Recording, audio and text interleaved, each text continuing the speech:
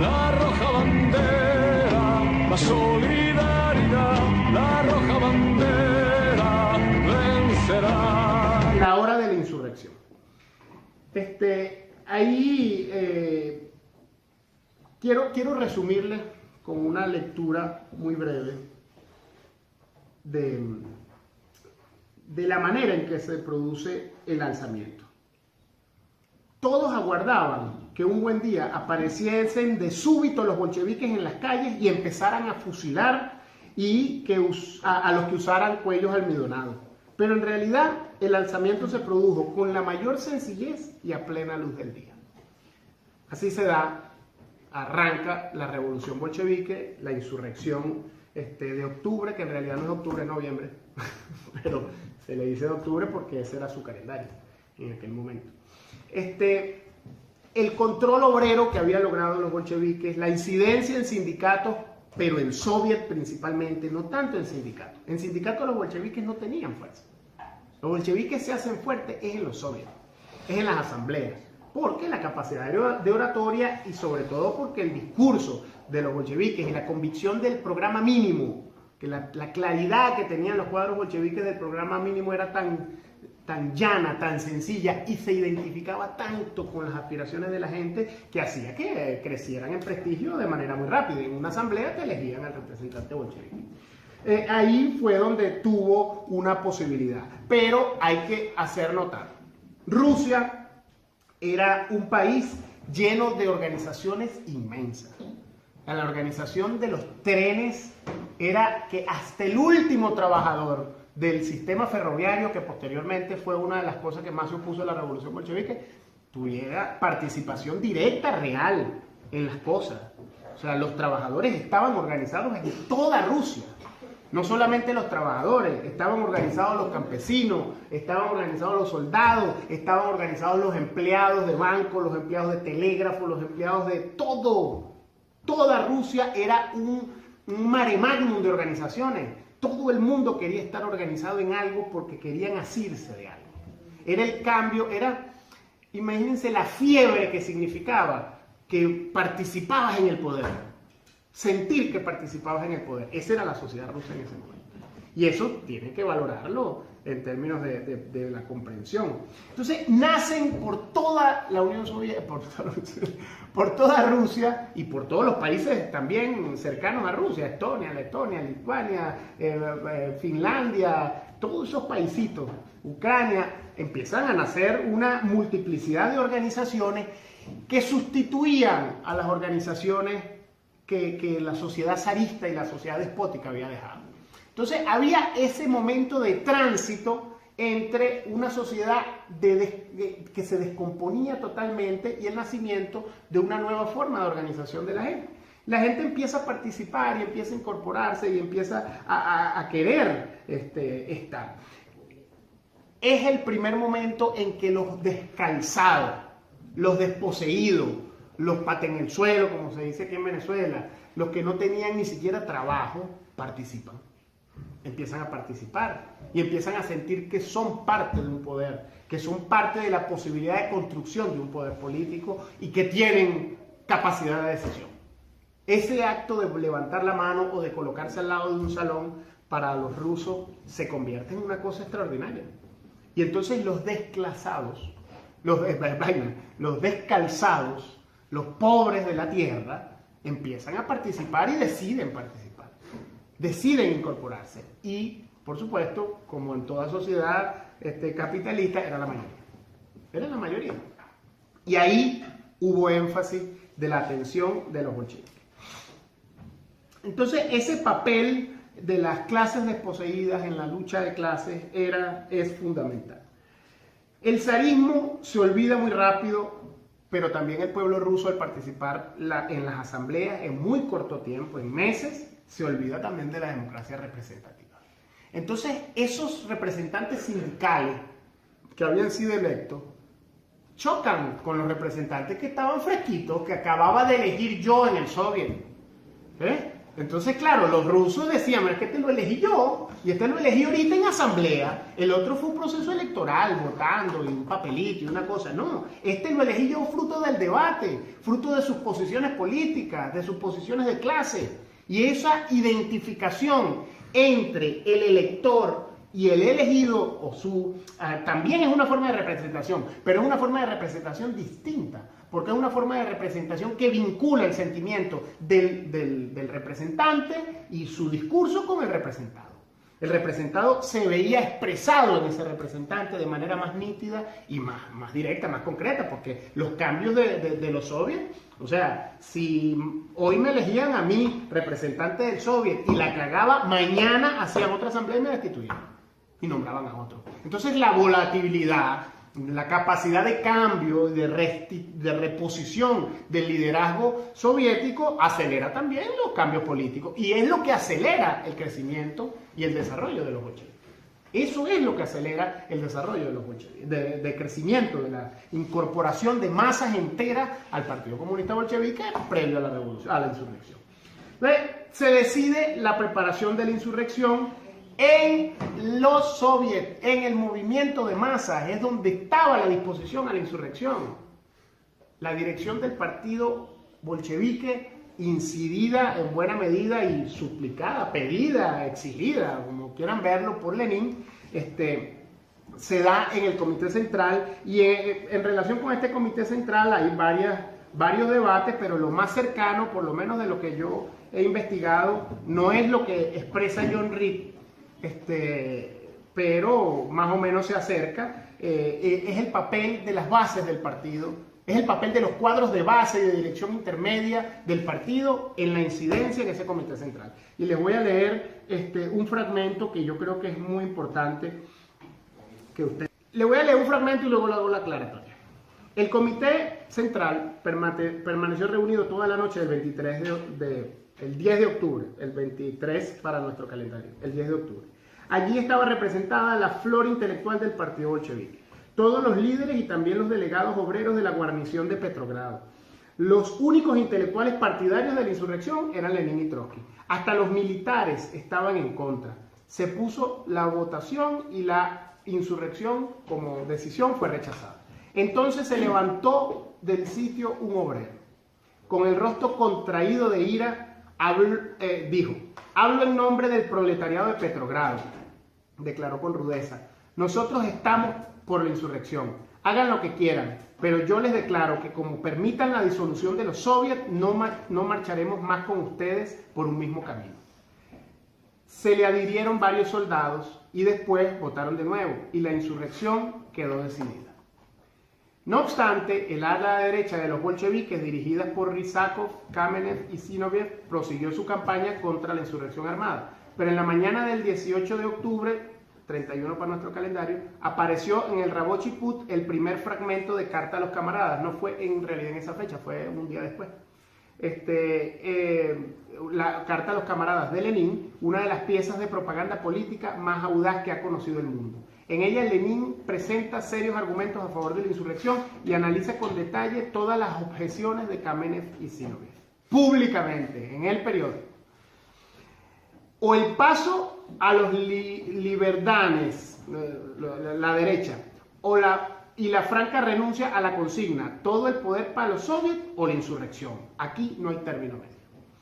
Aquel mismo día, Pavel Miliukov, líder de los cadetes, pronunció un tremebundo discurso en el Consejo de la República y condenó el mando del Skolbev como germanófilo, es decir, proclive a los alemanes, y declaró que la democracia revolucionaria, la democracia burguesa, estaba matando a Rusia, la democracia de los soviets, corrijo. Estaba matando a toda Rusia. Se burló de Trenechenko y proclamó sin rodeos que prefería la diplomacia alemana a la diplomacia rusa.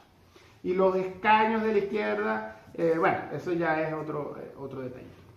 Pero en el Comité Central, en realidad no fue así el proceso. La decisión se toma, en primer lugar, en el Comité Central. En esa decisión del Comité Central, que es una reunión cerrada, efectivamente votan en contra una proporción importante del Comité Central, encabezada por Zinoviev, Kamenev y Ryzhakov. Esa proporción, que era una proporción menor, era una proporción importante. Y Lenin no quería arriesgarse a la ejecutoria de la insurrección con un comité central prácticamente dividido, independientemente de que la proporción era abrumadoramente minoritaria. Pero no se arriesgó y propone un comité central ampliado. A ese comité central se incorporan los representantes de los bolcheviques, de Petrogrado principalmente, pero en ese momento estaba convocado un Congreso Nacional de los Soviets, que eso lo vamos a ver ahorita. Y por supuesto que tenían una cantidad de cuadros del Partido Comunista Bolchevique importante en la capital. Y Lenin propone que se incorporen a la reunión. Cuando se incorporan a la reunión, bueno, la abrumadora mayoría estaba con la insurrección. Ahí no hay dos procesos electorales, ahí hay un solo proceso electoral. Pero el debate es lo que produce ese discurso. Y John Reed refleja lo que fue el debate, pero le agrega cosas que no son exactamente como están ahí planteadas. Lo que sí es que el papel de las bases del partido, de las direcciones intermedias, en el cambio de correlación de fuerza dentro del Comité Central fue determinante. Eso fue lo que permitió la unidad de acción de todo el Comité Central y, por supuesto, el apabullamiento de Zinoviev, Kamenev y Ryzhakov. Quedaron apabullados por la imposición de una mayoría enorme de cuadros del partido bolchevique que estaban en la idea, por supuesto, de la insurrección. Eso se repetía no solo en el partido bolchevique, eso se repetía en toda la sociedad rusa. Las masas le estaban pasando por encima a todas las direcciones y a todos los estamentos de dirección política de todo.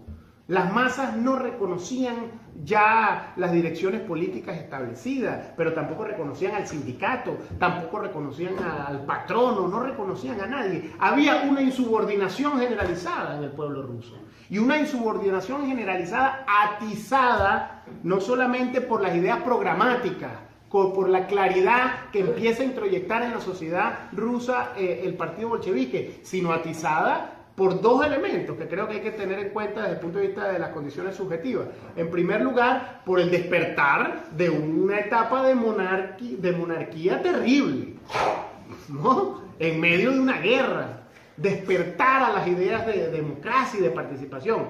Pero, en segundo lugar, porque la gente descubre que puede ejercer el control, que puede ejercer la dirección política y que está en capacidad de dirigir sus propios destinos. Esos dos elementos en la conciencia de una sociedad producen esto, que es el otro ejemplo que les quiero leer, porque me parece, este ejemplo me parece no solamente muy bueno, sino que es un pelín largo. Voy a tratar de leerlo lo más rápido posible, ¿verdad?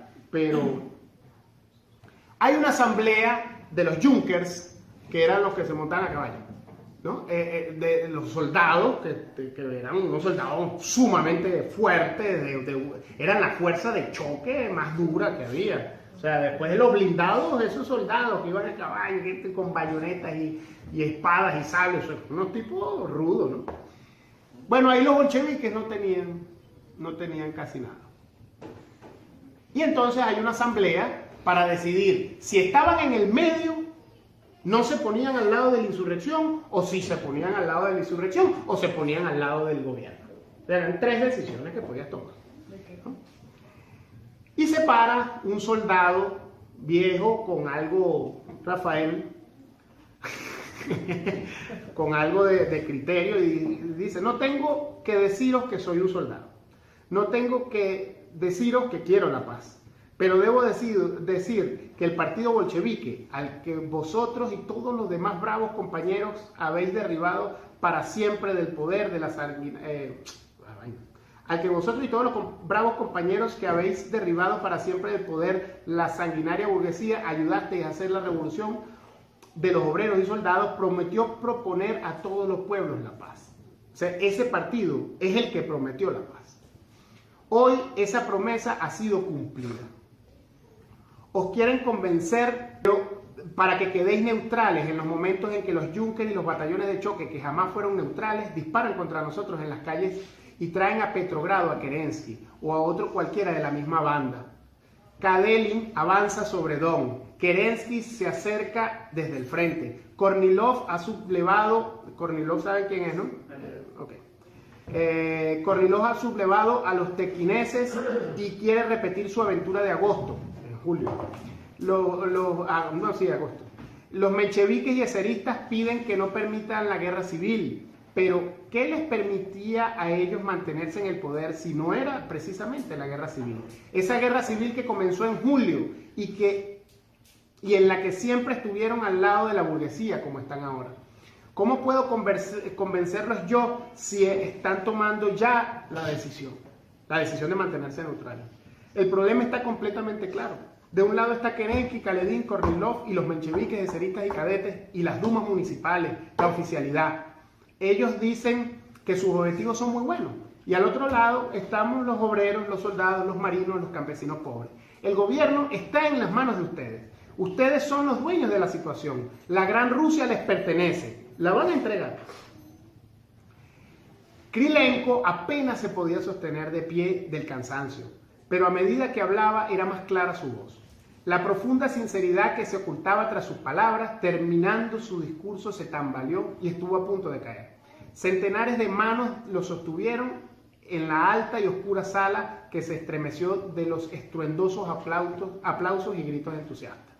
Yazanokov, el representante de los mencheviques, intentó tomar otra vez la palabra, pero la sala no quería oír nada y gritaba a votar, a votar. Por fin cedió y leyó una resolución. El destacamento de blindados retira a sus representantes del Comité Militar Revolucionario dirigido por los bolcheviques y se declara neutral ante la actual guerra civil.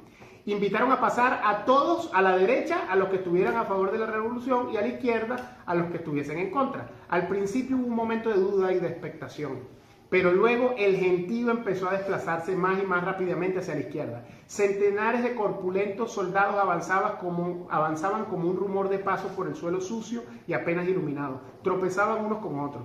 Cerca de nosotros quedaron no más de 50 hombres. Eran los tercos partidarios de la revolución y de la resolución.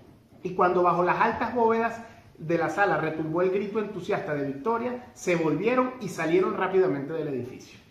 Muchos de ellos se apartaron también de la revolución. Imagínense esa asamblea, dice John Reed.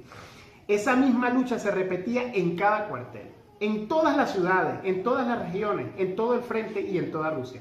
Imagínense a estos insomnes Krylenko que velaban en cada regimiento y corrían de un sitio a otro a argumentar, discutir y amenazar. Y luego imagínense que lo mismo sucedía en todos los sindicatos, en todos los locales, en todas las fábricas, en todas las aldeas, en los buques de guerra, en las flotas rusas que se encontraban lejos y dispersos. Piensen en los centenares de miles de rusos que comían con los ojos a los oradores, en toda la inmensa Rusia, en los obreros, en los campesinos, soldados y marinos que tan dolorosamente trataban de comprender, hacían el esfuerzo de comprender y de decidir, que pensaban tan intensamente y decidieron por fin una singular unanimidad. Así fue la Revolución Rusa. Ese resumen es uno de los resúmenes más bonitos que tiene este libro, pero resume lo que fue todo el proceso insurreccionario.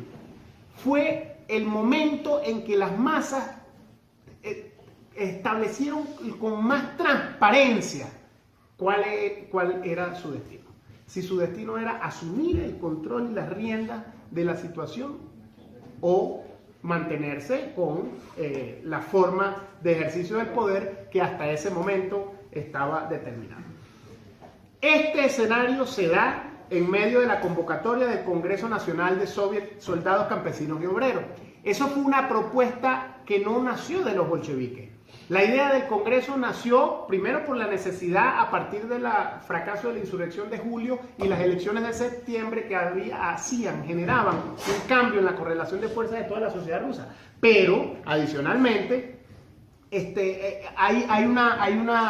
hay un deseo de participación de toda la sociedad que los mencheviques no pudieron obviar y que los representantes de la burguesía no pudieron obviar y que tuvieron, incluso por la propia sanidad de la revolución, que tomar en cuenta y que asumir. Y ellos asumen la convocatoria del Congreso Nacional Soviético, empujados por el movimiento de asambleas y por el movimiento de masas. Es la presión de la gente la que los obliga a tomar las decisiones. Así como en julio la presión del pueblo obligó al Comité Central del Partido Comunista Bolchevique, aún habiendo decidido no participar en la insurrección y salir con las tablas en la cabeza. A pesar de eso, mejor dicho, es eso, esa presión de la sociedad la que hace también que los otros factores tomen determinantes. Esa experiencia, bueno, no voy a meterme ahí, pero esa experiencia la hemos vivido aquí en Venezuela recientemente en varias oportunidades. O sea, hay un momento en que la presión de la sociedad es la que le impone a la dirección política una decisión o una determinación. Los representantes bolcheviques empiezan a ser elegidos así como en esta asamblea. Este no era bolchevique, Krylenko no era bolchevique. Simplemente daba la idea de lo que era lógico, de lo que era elemental. Estos están con los pobres y aquellos están con los ricos, los de abajo y los de arriba. Se convierte en clara la diferencia. Eso permite que los representantes bolcheviques sean electos en casi todas las soviets. Y empiezan a ser electos abrumadoramente. Pero no es que eran electos los representantes por ser bolcheviques, es que era electo Belsaí en una asamblea y ella decidía meterse a bolchevique. No es un tránsito. No es que los cuadros bolcheviques son los que son electos, no, son electos la gente, y la gente se incorpora al partido bolchevique. También eran electos algunos cuadros bolcheviques, pero era una secta, era un grupo muy pequeño. Crece y son las masas las que le brindan los nuevos cuadros, son las masas las que le entregan el poder a los bolcheviques. Y los representantes electos por las masas quienes se incorporan al partido bolchevique. La situación de los militantes era una cosa terrible, o sea, el nivel de entrega de la militancia de los bolcheviques era una cosa que quisiera leer aquí, un fragmentico pequeño. La 43. ¿A qué altura habían llegado esos bolcheviques que de ser una secta no reconocida y perseguida, tan solo 4 meses antes, al puesto supremo de timoneles de Rusia, arrebatada por una tormenta de insurrección? Así fue la revolución bolchevique. Y eso fue lo que generó las condiciones para que ese partido posteriormente se convirtiera en la vanguardia y guía del proletariado mundial. No fue que era un partido grande, no fue que era un partido con los mejores cuadros. Recientemente alguien me decía, pero es que Bandera Roja no está en capacidad de ser gobierno porque no tiene cuadro. ¿Quién va a asumir el ministerio? Me lo decía, no voy a decir quién, pero me lo decía recientemente. No tiene cuadro para el Ministerio de Salud, para el Ministerio de yo no sé qué cosa. Y digo, bueno, lleguen a Miraflores para ver si pueden ejercer el gobierno. Así mismo, igualito. Los bolcheviques, esto era peor porque esto estaba en una situación de clandestinidad, de vaina y tal. Y bueno, claro, no había WhatsApp. Había telégrafo, por lo menos. Entonces, la propaganda era determinante. Era tan determinante que el John Reed era un aventurero y entonces el tipo veía un camión que iba pasando y él se metía en esa vaina. ¿Para ver qué iba a pasar? Pues para descubrir, para narrar lo que fue ese proceso. Esta era la cotidianidad diaria, permanente, 24 horas de los bolcheviques, de sus militantes y de sus cuadros. No es que había una diferencia en el ejercicio de la acción política, ¿no? Así corrimos por las calles oscuras, dejando una estela de papeles blancos en el vuelo. Los peatones, en plena madrugada, los peatones trasnochados se detenían corriendo a recogerlos. En las encrucijadas, las patrullas dejaban sus fogatas y alzando los brazos agarraban los volantes. A veces saltaban a nuestro encuentro gente armada, se echaban los fusiles a la carga y gritaban: ¡alto, alto! Pero nuestro chofer pronunciaba unas cuantas palabras inteligibles y a la carrera continuaba. Entonces, tomé una de las proclamas y aprovechando los escasos faroles callejeros logré leer. Este era un volantico. Eran los volanticos de miles de millones de volanticos que permanentemente los bolcheviques regaban por toda Rusia a toda hora, en todo momento. A los ciudadanos de Rusia, el gobierno provisional, la burguesía, ha sido depuesto. El poder del Estado ha pasado a manos del Comité Militar Revolucionario, que es el órgano del Soviet de diputados, obreros, soldados de Petrogrado y se encuentra al frente del proletariado y de la guarnición de la capital. Los objetivos por los cuales ha luchado el pueblo, la propuesta inmediata de paz democrática, la suspensión de la propiedad privada de los terratenientes y el control obrero sobre la industria y la constitución de un gobierno soviético están asegurados. ¡Viva la revolución de los obreros, soldados y campesinos! Comité Militar Revolucionario. Nada más. El programa. Un panfletito. Un panfletito. Eso era día y noche. Camiones, carritos, bicicletas, permanentemente niños, mujeres, por toda Rusia. Y no solamente por toda Rusia, por todo el frente en plena guerra.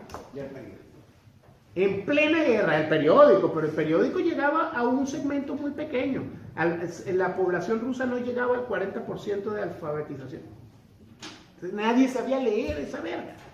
La gente leía los volanticos, pero el porcentaje de la población que leía era muy reducido. Pero era tan simple, 3 elementos programáticos. Era sumamente sencillo de comprender. No había que explicar, pero tampoco había cosas enrevesadas. No había cuidos por parte de la propaganda bolchevique. Era esto y simple, sencillez.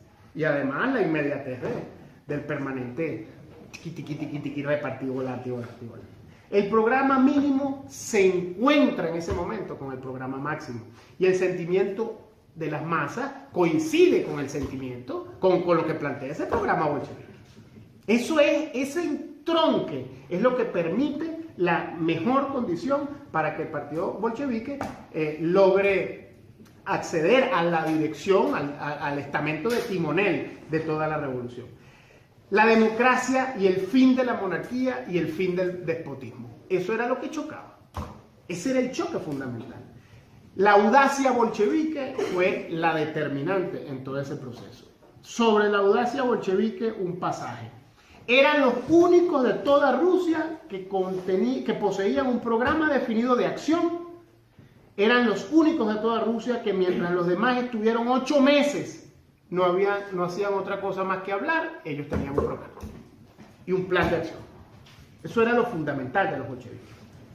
Era lo fundamental, no tenían más nada. No tenían, ya lo vimos, cuadros para gobernar.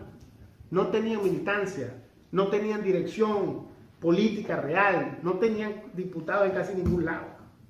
Eran nada. En junio, en septiembre estaban al frente de la revolución. Al frente de timonel.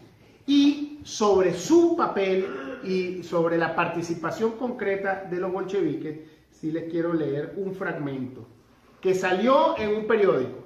Salió en un periódico por un burgués. Lo escribió un burgués, no lo escribió un bolchevique.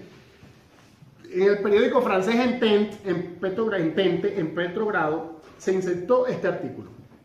El gobierno de Kerensky razona y vacila. El gobierno de Lenin y Trotsky actúa y ataca. Lo llaman gobierno de conspiradores, pero en realidad no es cierto.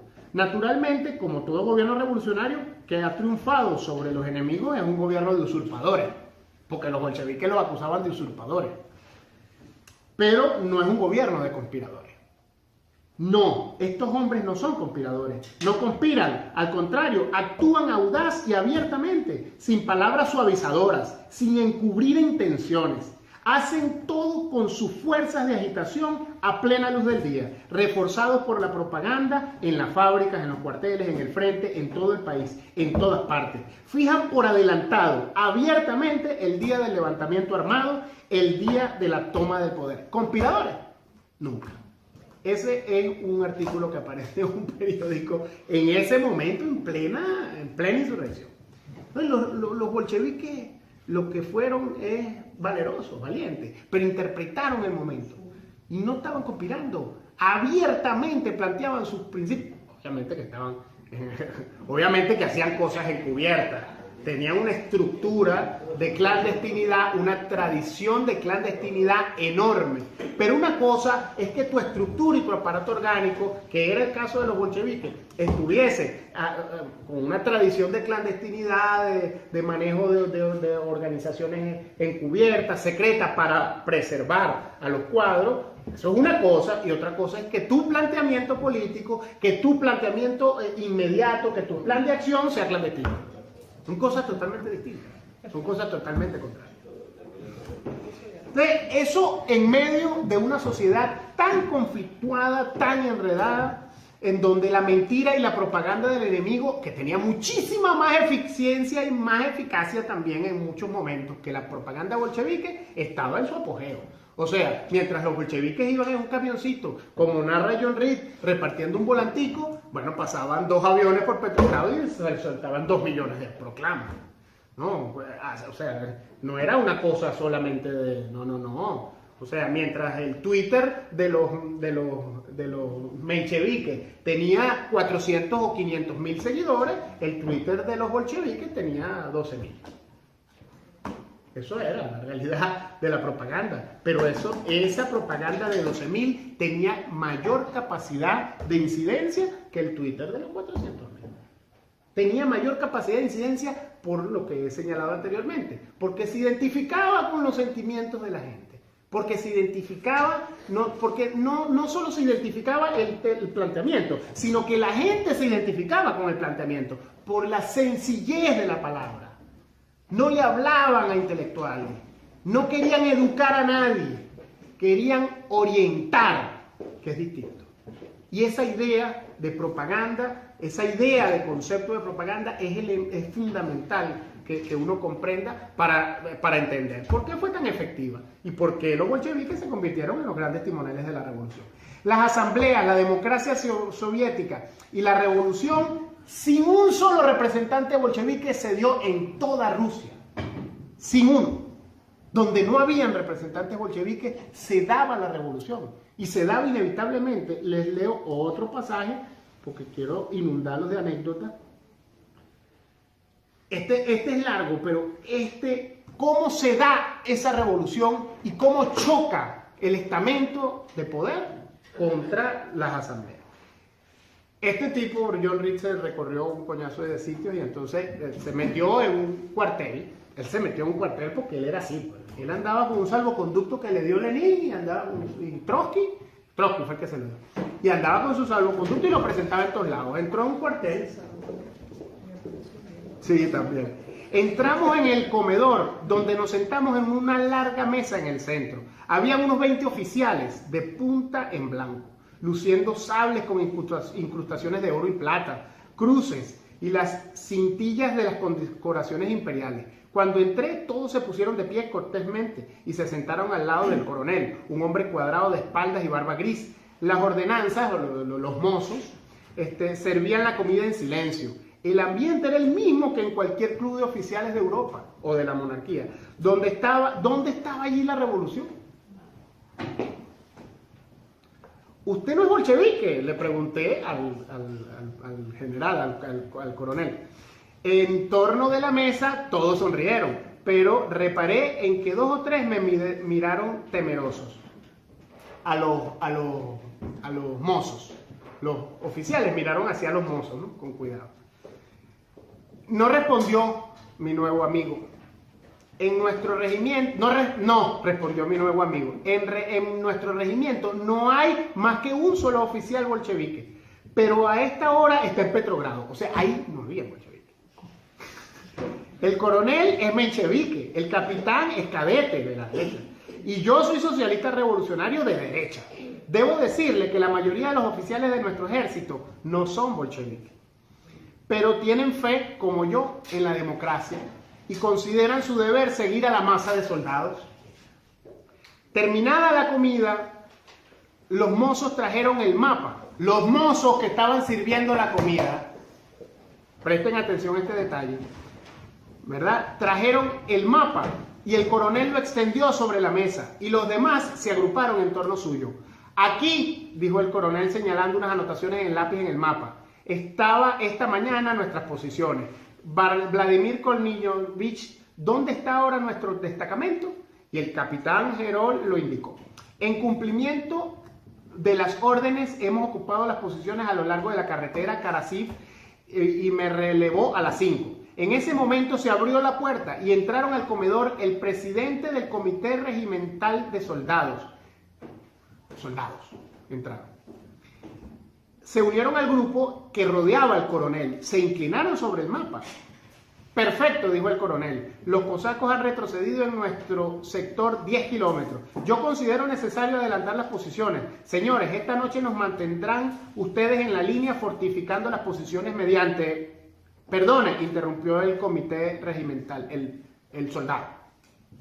Tenemos la orden de avanzar lo más rápidamente posible y prepararnos para entrar en combate en la mañana con los cosacos del norte de Ganchika. Hay que derrotarlos definitivamente. Tenga la amabilidad, por favor, de dar las órdenes correspondientes. Le dice el soldado al coronel. Se hizo un corto silencio y el coronel volvió el mapa, de nuevo el mapa y dijo, está bien, con una voz distinta. Stepan Kubernovich tiene la bondad y trazando rápidamente sobre el mapa una línea en lápiz azul, dio las órdenes para que un suboficial las anotara taquigráficamente. Luego el suboficial salió y volvió a los 10 minutos con la orden ya redactada, pasada a máquina y en 2 ejemplares. El presidente del comité, el soldado, tomó copia de la orden y se la confrontó con el mapa. Y dijo, todo está bien, dijo levantándose. Dobló la copia y se la metió en el bolsillo. Luego firmó el ejemplar, le puso un sello redondo que sacó del bolsillo y entregó la orden ya firmada por el coronel. Aquí estaba la revolución. Fíjense ustedes ese pasaje, ¿no? No había bolcheviques. Y los soldados, el comité de soldados tenía órdenes del comité revolucionario, militar revolucionario, de actuar. Y el coronel daba las órdenes que determinaba el Soviet de Soledad. Eso fue la revolución bolchevique. Como los bolcheviques se ganaban la voluntad de las masas para dirigir al país, iban hacia el socialismo. El 24 de noviembre una delegación se entrevistó. Este es otro ejemplo extraordinario de cómo fue ese proceso y cómo los bolcheviques entroncan con el programa, con la gente, el programa con la gente. Se acerca, los cosacos eran la guardia pretoriana directa del emperador, ¿no? Y se mantenían, por supuesto, todavía como una fuerza sumamente importante, con un entrenamiento importante. Un oficial cosaco era un oficial que sabía leer, escribir, o sea, tenía un nivel cultural muy elevado en relación con la Rusia de aquel momento. La delegación cosaca se entrevista en el Smolny con Lenin y Trotsky después de la insurrección y le preguntaron si era cierto que el gobierno soviético tenía la intención de repartir las tierras a los cosacos las tierras de los cosacos entre los campesinos de la Gran Rusia. Y Trotsky respondió no. Los cosacos deliberaron entre ellos y le preguntaron, ¿y no piensa el gobierno soviético confiscar las haciendas de los terratenientes y repartirlas entre los cosacos? Nosotros apoyaremos, le dijo Trotsky, nosotros apoyaremos, Lenin, disculpa, le contestó Lenin, eso es otra cosa y es vuestra. Nosotros apoyaremos a los trabajadores cosacos en todas sus acciones. Para empezar, lo mejor es formar un soviet de cosacos. Entonces tendrán la representación en el Comité Ejecutivo Central del Soviet Supremo y entonces también tendrán un propio gobierno, un gobierno de cosacos. Los cosacos se fueron profundamente pensativos. A las 2 semanas fueron a entrevistarse con su general, que es el general Kaledin, y recibió la delegación de las tropas. Y le preguntaron, ¿promete usted repartir las haciendas de los terratenientes entre los trabajadores cosacos? Y Kaledin le respondió, sobre mi cadáver, respondió. Al cabo de un mes, viendo que su ejército se evaporaba, Kaledin se pegó un tiro. Los cosacos lo abandonaron. El movimiento cosaco ese día dejó de existir. Así desaparecieron los cosacos. Se identificaron con el programa de Lenin y Lenin y Trotsky no le plantearon arrebatarle las tierras. Lo que plantearon es que en democracia ellos decidieran sus mejores destinos. No fue un acto de arrebato. Eso no ocurrió en la revolución bolchevique. Hubo arrebato del poder, pero no hubo arrebato a la gente de sus propiedades. no hubo arrebato de las tierras en ese momento. No, fue posterior y no fueron los bolcheviques, fueron los soviets, que es distinto. Fue la democracia la que estableció las determinaciones de la distribución de la tierra y de la distribución de las propiedades. Y ese detalle es fundamental, porque eso también permitió un prestigio del partido bolchevique que le garantizó la pervivencia. Estamos hablando de que la revolución triunfa, esa insurrección que duró 10 días triunfa, y ese proceso insurreccional se extendió casi 20 años, no, casi 10 años de insurrecciones permanentes. O sea, hasta el 29 hubo una profunda guerra civil, más de 12 años, una guerra civil permanente en toda la Unión Soviética, en toda Rusia. La Rusia estaba encendida permanentemente por guerra, pero los bolcheviques lograron mantenerse en el poder con este tipo de determinaciones, dándole el poder a la gente. Al sol. Al plena luz del día. Principal característica de los bolcheviques era esta: en los momentos decisivos el papel de los cuadros era fundamental y las definiciones que ya estaban claras y estaban suficientemente comprendidas por todos los cuadros le permitió a los bolcheviques hacer la revolución. Repito, la historia, para finalizar y porque queremos que en el ciclo de debate se haga una mayor exposición, incluso muchos elementos de aquí yo los puedo recrear con más facilidad y ya no ciñéndome a los apuntes. Podemos en el debate ampliar, pero la historia no se repite. No se repiten los acontecimientos, no se repiten los procesos de manera tan precisa, pero las condiciones objetivas sí se repiten. Las condiciones subjetivas pueden repetirse. Las condiciones de deseo de cambio no se repiten, ¿acaso? ¿No se repite acaso la condición de una vanguardia para ponerse al frente de una revolución? ¿O no puede repetirse? No puede repetirse incluso la coincidencia de las condiciones objetivas y subjetivas y el papel de la vanguardia.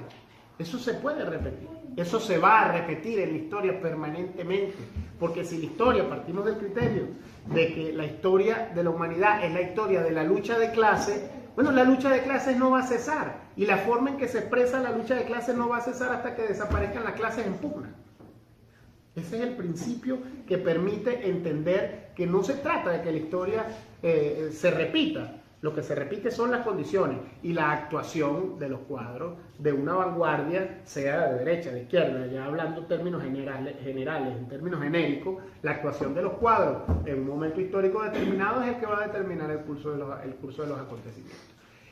La confianza fundamental en esta experiencia, la confianza en el movimiento de masa, la confianza en los descalzados, la confianza en los sojuzgados, eso que decía Martí, la confianza en los pobres de la tierra. En última instancia, esa fue la garantía del triunfo bolchevique. Las grandes discusiones de Lenin con el resto de cuadros del Comité Central que posteriormente traicionaron la revolución, no estuvo en los cuadros, en realidad. La confianza de Lenin y de los principales cuadros, y de Stalin, y de y del propio Trotsky, a pesar de las diferencias que posteriormente se acendraron, pero fue la confianza en el movimiento de masa, en la capacidad, eso que llama Aquiles Nazoa la capacidad creadora de los pueblos. Fue ahí donde residió la importancia de la fuerza que logró construir el movimiento o el partido bolchevique. Resumen de la exposición: un partido denominado secta, un partido sin capacidad. Hay varias experiencias que se las narro en el debate sobre qué hacía, por ejemplo, el ministro de Finanzas. ¿Quién era el ministro de Finanzas? ¿O quién fue el ministro de Asuntos Militares en la primera etapa y cuál fue su papel? O la renuncia de Lunacharsky en plena insurrección. El ministro de Educación renunció porque los bolcheviques destruyeron el palacio de yo no sé qué cosa y rompieron las estatuas. Y renunció en plena revolución al Ministerio de Educación. Esas experiencias históricas fue la confianza en las masas lo que permitió que esos hombres hicieran la revolución, la primera revolución socialista, que reviste una importancia, para cerrar, que reviste una importancia histórica enorme porque estamos a 100 años de esa revolución y personalmente creo que nos acercamos a una situación revolucionaria a nivel mundial. No profundicé la parte de las condiciones históricas del imperialismo en aquel momento, que lo podemos hacer en el debate, pero evidentemente las condiciones de confrontación interimperialista y las condiciones históricas de crisis del capitalismo vuelven a nacer hoy, 100 años después, con quizás más fuerza. Chan, chan. Chan, chan, respondiamo.